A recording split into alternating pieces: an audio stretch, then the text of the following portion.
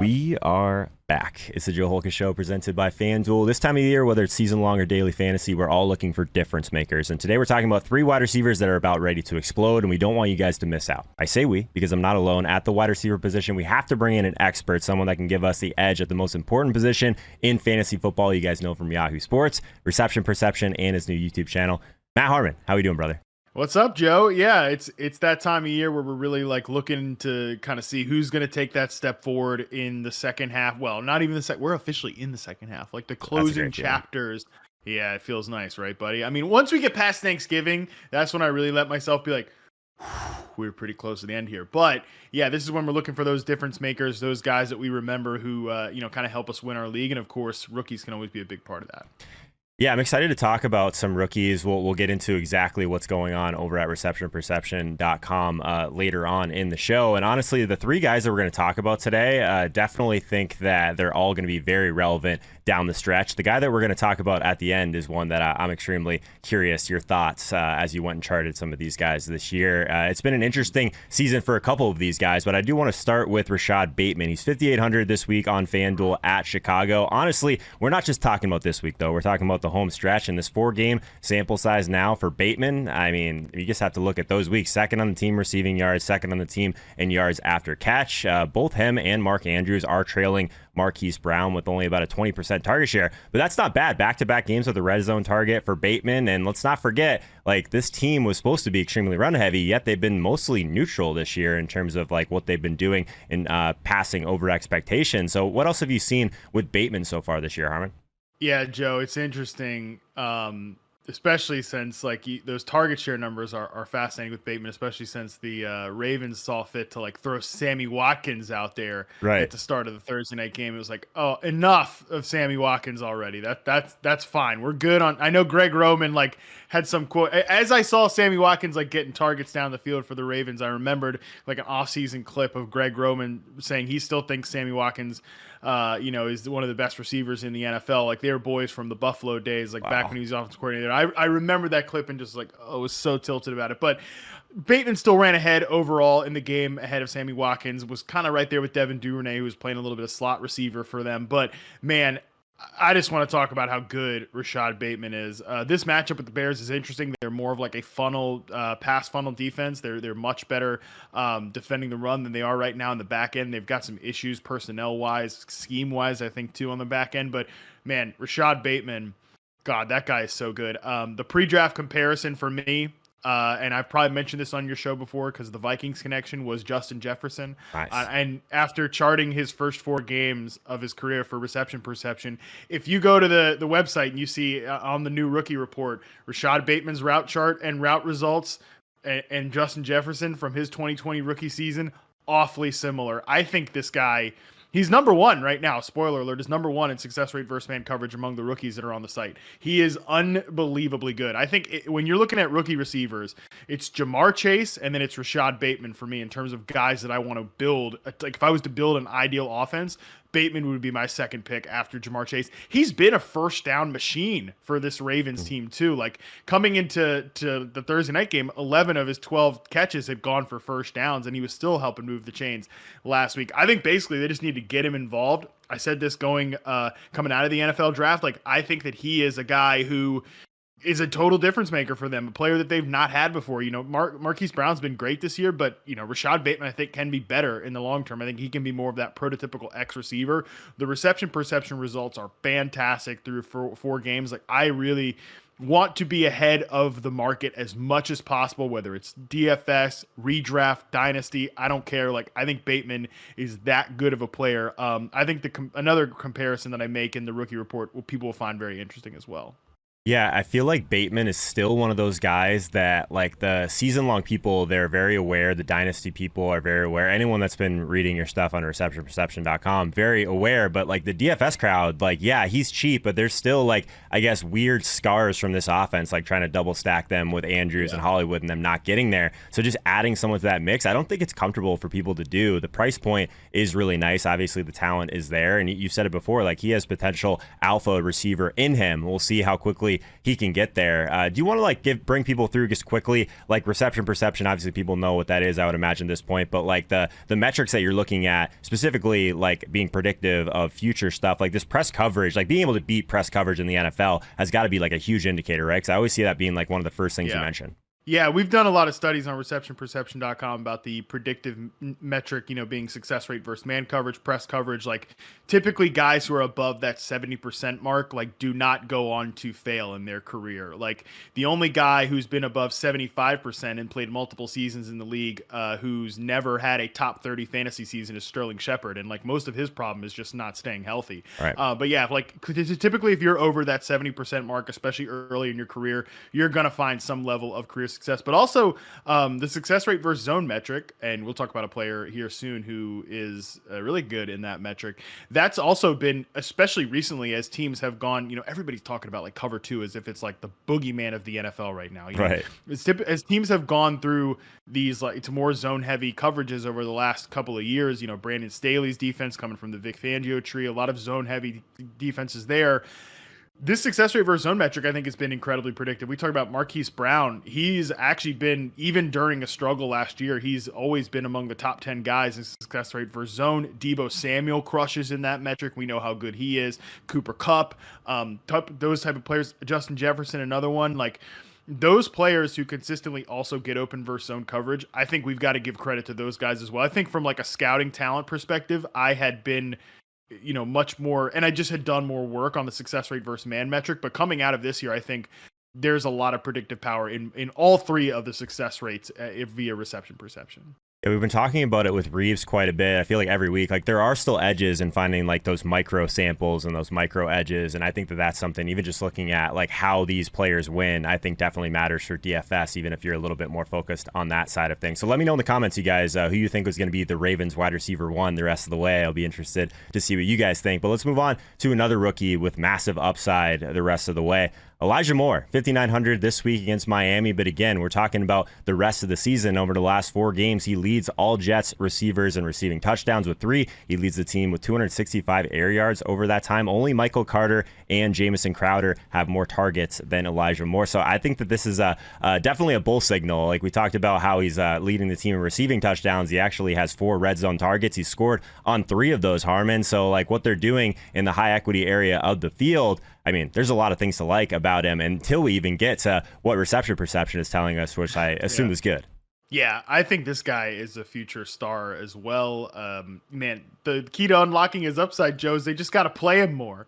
Yeah, I mean, it's so tough. And, frankly, we could talk about the Jets' decision-making all across this season. They're starting Joe Flacco for whatever reason this week. I don't even know what the point of that is. The Jets might not be so sharp. They played the Bills last week, and we know our guy Stephon Diggs just shreds ISO man coverage. That's all they did with him last. Like they never adjusted. They didn't even attempt to make an adjustment, which seems not smart.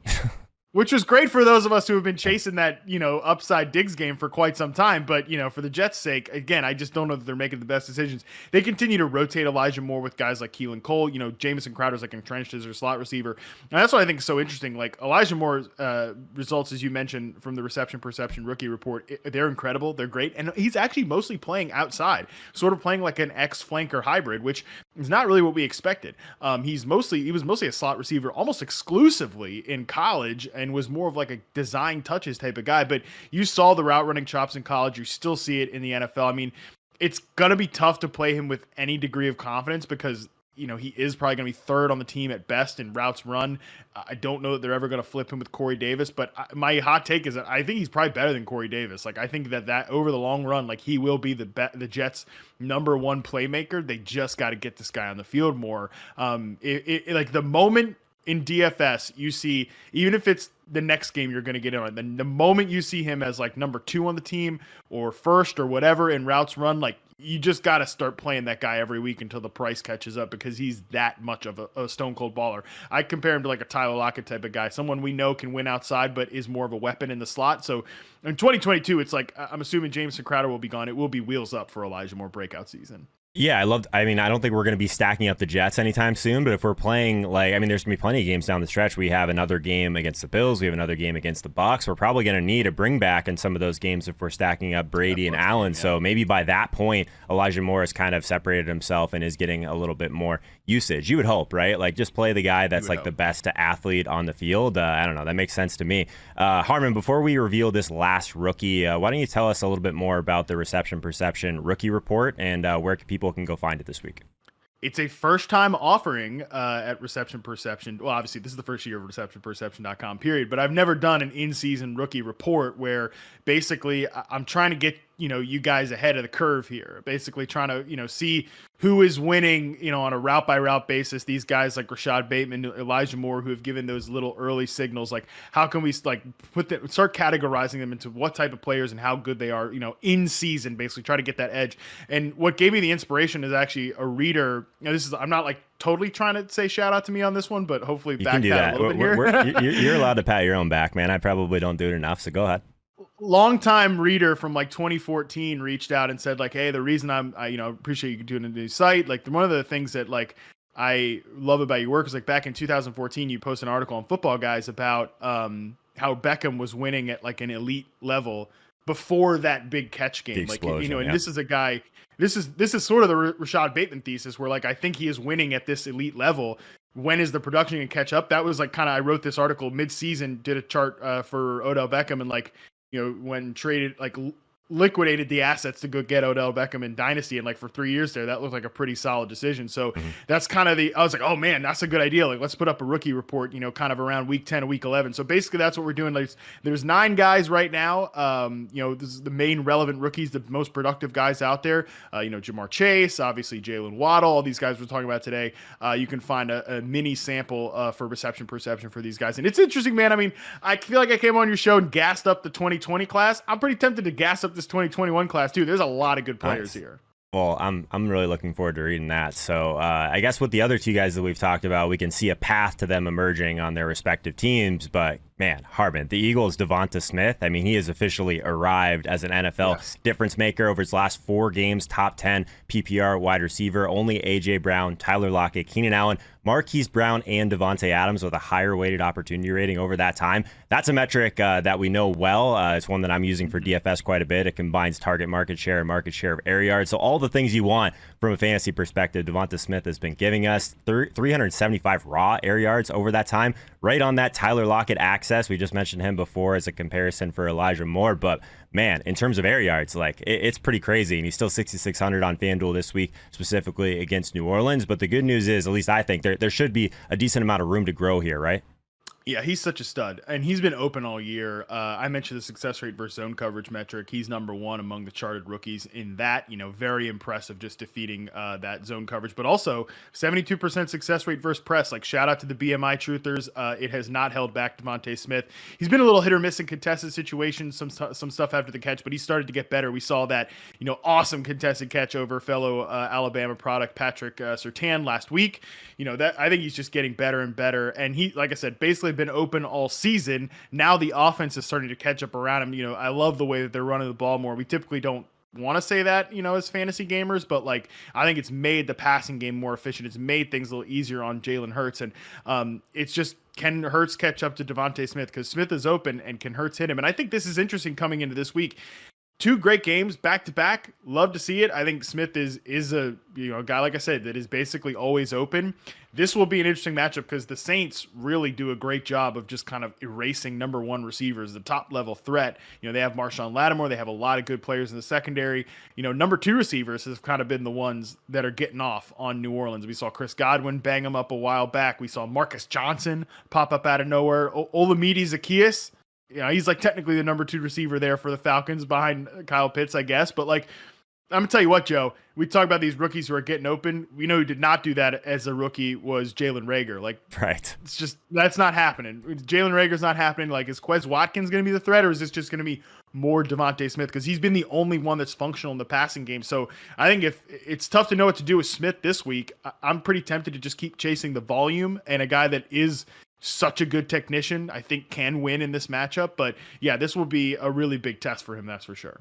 Yeah, like this is a situation in Philly where it's kind of nice from a DFS perspective to have like one guy to go to, because then like even if Jalen Hurts goes crazy on the ground, you hope that at least one guy gets there through the air. And at least lately, like we all thought it was maybe going to be Dallas Goedert that was going to be the biggest beneficiary of kind of this target tree condensing a little bit, man. But Devonta Smith just seems like an absolute baller. I guess the biggest concern is Jalen Hurts, right? I guess the lack of passing attempts overall. Of the last 3 games, we've got 2 games with over, or I guess under 20 passing attempts. So that's a little bit scary, and that's probably why some of these numbers look a little bit thin from a raw perspective. But I mean, when he's out there and when he is getting those opportunities, they're deep down the field, and he's making a lot of plays. So yeah, anything else to say about I guess this Philly offense, specifically Devonta? I think he's one of these guys that I still think is way too cheap, and it might not be too long before he's like 7K plus, like some of these other guys in his range. Yeah, 32nd in neutral pass rate the Eagles are since week 7. You know, Yeah. they've like completely reverted from what they were early on in the year, which again, I do think makes the offense better. It took quite a little bit of time for Flower Man Nick Sirianni to try to figure that one out, but I think we're here. Two of Devonta Smith's best routes in reception perception are the intermediate dig and the deep post. Like, I think he can make those big plays on his limited opportunities. You know, he is a downfield player despite his small size. Like, I just think I would continue to bet on him. The one thing I think would help is if they did move him around a little bit more. Like, I would love to see in December if he's taking more routes from the slot, taking more routes as like a flanker, because dude, they're basically just throwing that guy out there as like a pure X receiver. And for folks that might not know what that means, like what Jamar Chase is doing, Devonta Smith is in that exact same role. And like that seems a little strange given just the fact he's their only threat. I would love to see them be a little more multiple with him, but for now, yeah, no real concerns. The volume is going to make it a little thin, but I still think he is basically the only game in town there. Would you compare it at all to last week? We saw the Bills like get Breda involved and use the run game a little bit more. And what did that open up? That opened up Stephon Diggs down the field. Like maybe something like that happens with Devonta a little bit. I mean, I guess we've already seen it because they've been running the ball so well the last couple of weeks. Is that a reasonable comparison? I know Diggs moves around the field a lot more and does a lot of things, but like, I mean, talking about deep threats, right? He's got to be at least in the conversation. Yes, I think they're pretty similar from like a player access comparison. You know, Diggs is obviously one of the best. He was number 1 in success rate versus man and press coverage last year. He has the all-time record actually for success rate versus press coverage since 2004, or success rate versus man coverage since 2014. So yeah, he is that type of stud separator too. I think Devonta Smith is gaining in that category as well. So yeah, I think that makes a lot of sense. And just from like a run action perspective, I think if the Eagles can keep the game more competitive, that's better from like a non-pure, like we know the Eagles, the problem is that they were so pass heavy so early on and like obsessed with screens and like all that type of stuff. We need Devonta Smith on these routes, like I mentioned, the deep developing routes like posts and digs over the middle of the field. And I think Hurts has finally taken a step. It's really just all about Jalen Hurts, man. You know, he was only focused on like one side of the field and just reading like deep to short. And now I think we've got him, you know, because the offense is actually moving via the ground game, he can actually take those shots over the middle of the field, which is good news for Smith.